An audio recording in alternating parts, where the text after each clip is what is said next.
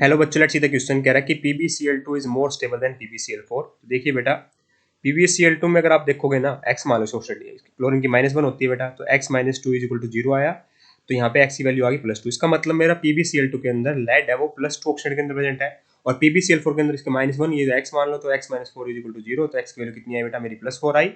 इसका मतलब मेरा लेड क्या है बेटा, मेरा +4 ऑक्सीडेशन स्टेट के अंदर प्रेजेंट है, +4 ऑक्सीडेशन के अंदर प्रेजेंट है। इसका मतलब मैं क्या कहूँगा कि PbCl2 के अंदर तो बेटा मेरा लेड क्या है, +2 में है, ठीक है। PbCl4 के अंदर क्या है बेटा, मेरा +4 में है ना। तो मैं आपको बता दूं कि ये क्या है, ग्रुप 14 के एलिमेंट है ना, कार्बन, सिलिकॉन, जर्मेनियम, SnPb।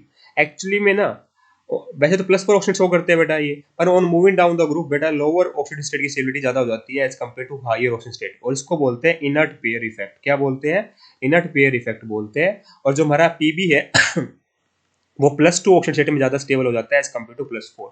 इस कारण से बेटा मेरा PbCl2 ज्यादा स्टेबल पाया जाता है PbCl4 से, due to inert pair effect. Pb+2 is more stable than Pb+4। ये कंपाउंड बेटा मेरा +2 में रहना चाहता है। इस कारण से बेटा मेरा सेक्शन बिल्कुल सही लिखा हुआ है। रीजन कहता है कि PbCl4 एक पावरफुल ऑक्सीडाइजिंग एजेंट है, बिल्कुल सही बात है बेटा। ऑक्सीडाइजिंग एजेंट का मतलब हुआ तो दूसरों को ऑक्सीडाइज करे, खुद रिड्यूस होना चाहिए। PbCl4 बेटा फटाफट से Pb+2 में जाना चाहता है, मतलब रिड्यूस होना चाहता है, तो ये बात भी सही है कि पावरफुल ऑक्सीडाइजिंग एजेंट है। पर PbCl2 ज्यादा स्टेबल है PbCl4 से, उसका रीजन ये नहीं है।